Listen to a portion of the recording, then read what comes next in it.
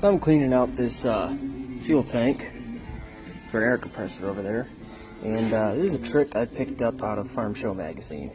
If you got an old burned out bearing, take the balls out of it.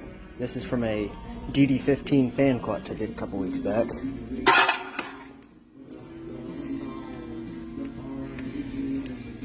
Drop some of those in there, and then rattle it around a while. I've seen people use pea gravel, but the great thing about this is you can pull those all out with a magnet if you have to.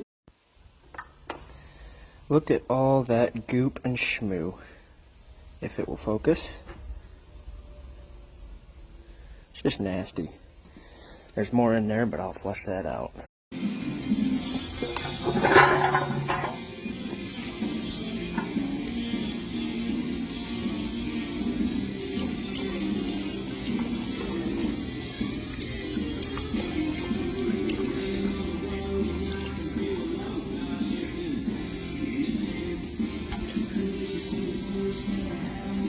Much better.